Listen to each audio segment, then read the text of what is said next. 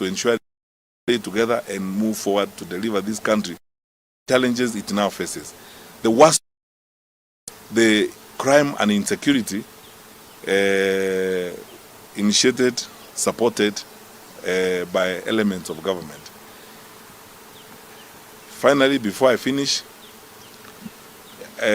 you wonderful people in the press, I want you to check this on your own.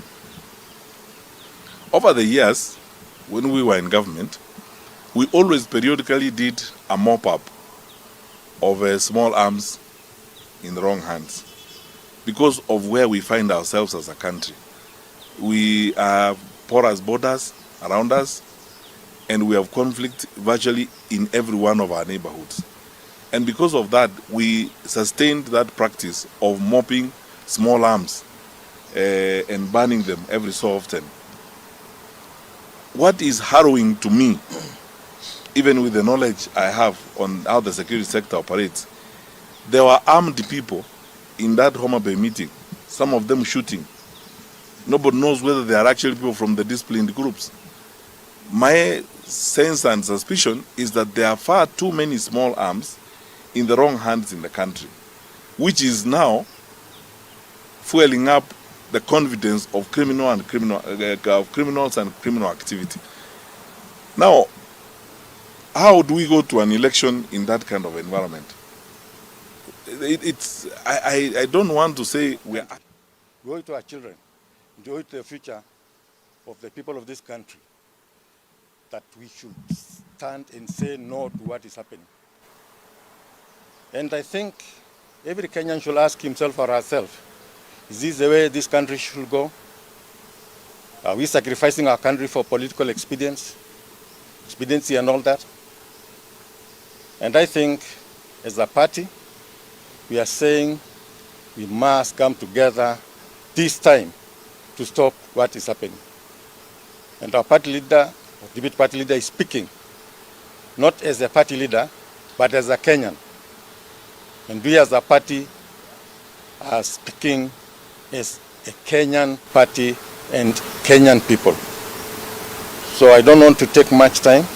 I'd like to give our deputy party leader and our presidential candidate the opportunity to address not only the nation, but also the international community on what's happening now in our country. Thank you. Thank you so much, SG, and good morning, ladies and gentlemen, and thank you so much for turning up very early.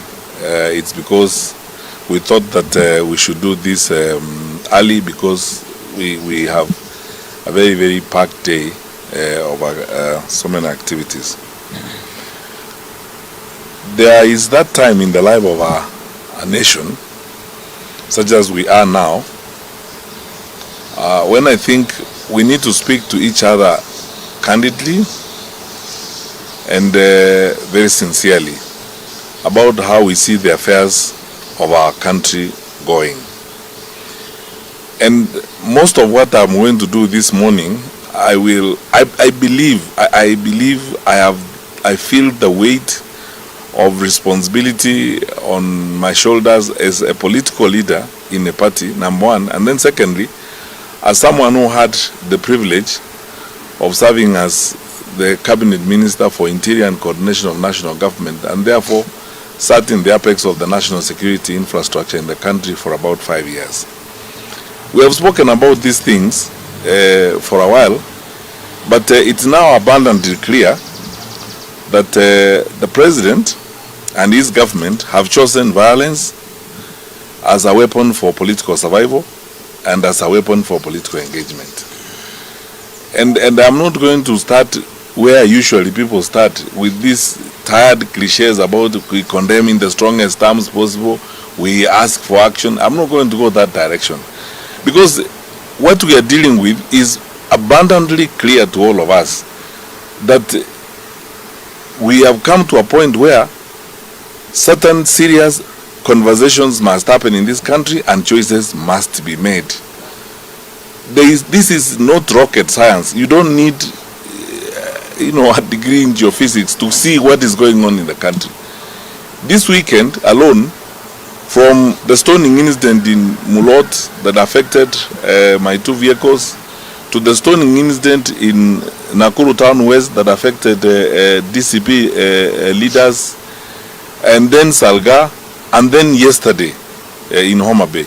It's so clear to everyone that, one, there's a pattern to this. Second, there's very clear acquiescence of government in this, because you look at the behavior of the security forces on this matter. And three, you can see, blatantly, a case of, determination on the part of government to engage in this level of violence.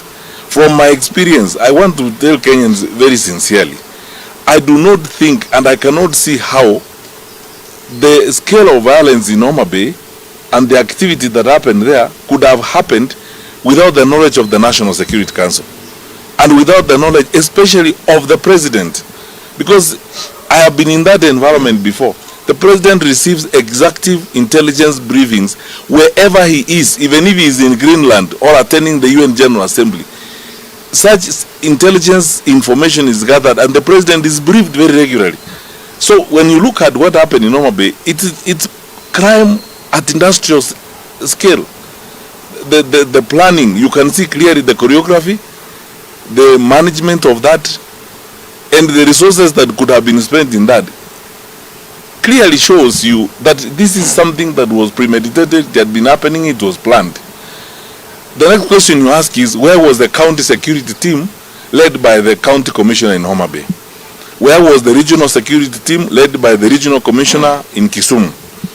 In most cases, unless the operations of government have changed in a very significant manner, and my dear Kenyans, listen to me, this is something I know like the back of my hand. Unless the management of government has changed in any significant manner, the situation in Homa Bay is one where even the regional police commander should have taken control and taken over the command of what was happening in Homa Bay and assembled resources. I am aware, because that the deployment has not changed. I am aware that in that region, the police have got even special resources. There are border police, there is a GSU. They would have been able to mobilize sufficient resources to address what was happening, but they couldn't, because clearly there was a sense of acceptance on the part of the security forces that ought to have happened. The tragedy of it all is that now we have been warning everybody, and that's why I'm not going to go into those, usual silly niceties of saying we warn, we condemn. We are already in a crisis. We have now begun our final descension into anarchy as a country. Let's not pretend about it. When you look at the scale of destruction, the pain and the losses in Homa Bay, into chaos. The president and his government have chosen, because ask yourself the question, you can go far back to the attacks in Odaya, when Rigathi Gachagua was going to church and he was attacked there by armed people and so on. All the way the 3 weeks ago or 4 weeks ago, when Linda Mwananchi convoy was stoned in a place called Keumbu in Kisii. Those guys were arrested, they were to court on Monday. There wasn't a prosecutor, there wasn't a file, there was nothing. The magistrate released them, they walked away. When the local member of parliament was invited to record a statement by the DCI, he did not as much as stand up. We lost a life there, a gentleman called Mapinduzi. We buried him a while ago, and that story is gone. We are going on. No investigations done, no arrests, nothing. 2 weeks earlier, elected leaders, members of the county assembly in Kisii, were beaten up by thugs in the center of town at 9 a.m. in the morning. When I arrived there with a bunch of lawyers to see these guys in hospital, the police officers were telling me they don't have B3, all manner of these silly excuses you keep hearing all the time. To this day, no one has been arrested or prosecuted about that. The county government there in Kisii is running a militia, terrorizing people at night, going to estates, beating up people and so on, with the acquiescence of the police. Because the police know this. And everywhere in the country, you saw online last week what happened here in Allingham 1 month ago on Thika Road. 9 o'clock in the morning, thugs close the road and terrorize people. We have begun our final descension into chaos. The question now for us as Kenyans is, how do we approach this and what are we going to do? So we are beyond condemning, beyond threatening, beyond asking for action. I think for me, beginning now, and I will consult with my colleagues in the opposition, we are going to have a retreat next week, and all Kenyans of goodwill, let us now engage our thoughts and minds on how are we going to deal with this government. Because this is not ordinary business. What you are seeing here is not ordinary business. There are no arrests. The political difference is not a good enough excuse to inflict the kind of loss and pain that we have seen this weekend. And while we are on that, and I will discuss more of this when I get another opportunity, there is stuff that people are not talking about. The government has decided to now begin, in addition to terrorizing opposition leaders. If you did not know, and some of my staffers are here, they will tell you, they began a new wave of digital terrorism against the opposition. They have acquired resources from some criminal groups in the nation country, and they are accessing social media accounts of opposition leaders. These days, we get trailed, and my staffers can bear me out. We get trailed by vehicles, I believe they belong to the state, with jammers. We stop to address rallies, our Wi-Fi is interfered with, you cannot communicate. I was checking with my staffers who were checking with the team that Rigathi Gachagua was traveling with over the weekend. They began experiencing the same challenges on the trail. And these are jammers. I believe this is the work of the state. Who has the capacity to do that? You have seen unprecedented investment in propaganda, fake news, and so on. Last week you saw a letter a statement purportedly authored by Kanze Dena, the communication head of the fourth president, claiming that President Kenyatta has said he's not going to meet with Rigathi Gachagua and so on and so forth. All that is the work of the state. Now the state is investing huge amounts of money in propaganda, in fake news, and so on, targeting the opposition and so on, instead of focusing on the challenges we have as a country.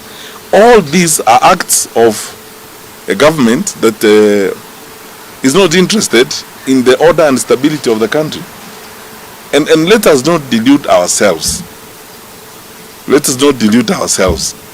Countries that have begun this path this way end up like some of our neighbors. The level of anarchy in the country and the evidence of state failure is all over, is replete. And by the way, we talk to senior officers even in the security sector. They are demoralized, they are so frustrated.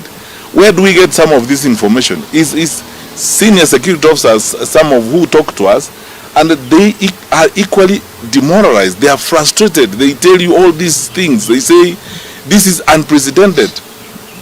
The level of state-supported or state-tolerated crime against the people of Kenya is unacceptable. So, I think the government has made its choice on this particular matter. It's now upon the people of Kenya to also now make their choice.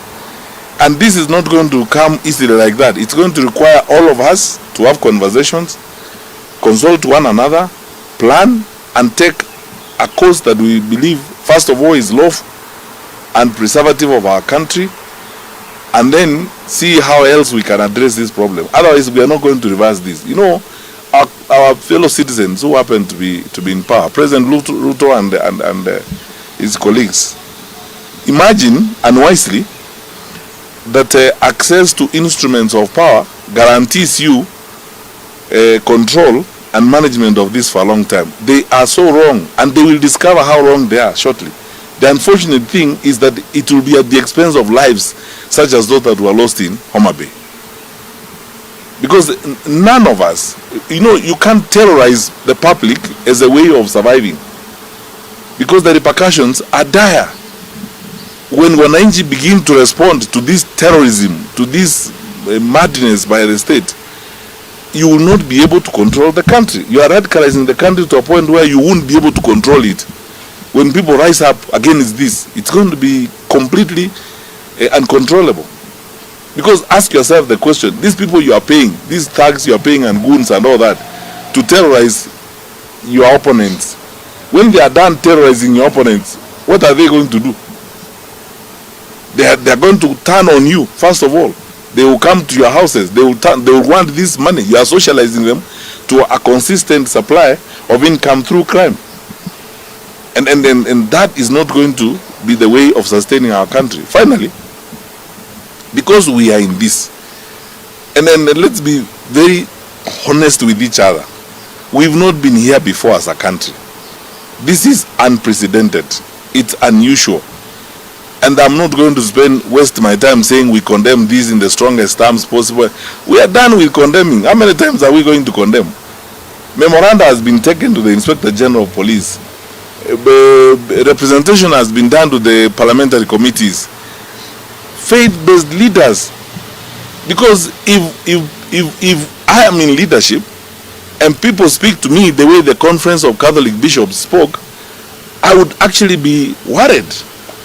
The PCA bishops and all these people, if you are a leader and your religious leaders in your country speak to you the way these leaders have been speaking, you of course to be concerned and do the right thing. But it's abundantly clear they don't care. They just simply don't care. They're playing for one thing: survival. And nothing matters. Independent institutions will be abused. Security sector institutions will be abused, so that one end is achieved: political survival. Unfortunately, the cost is very high. So I take this opportunity, painfully and sadly, to convey our condolences as a party to those who lost their lives yesterday, including a Form 3 student.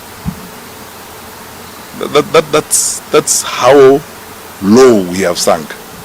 Then urge my colleagues in the opposition that time now has come when our sense of commitment to opposition unity is going to be tested.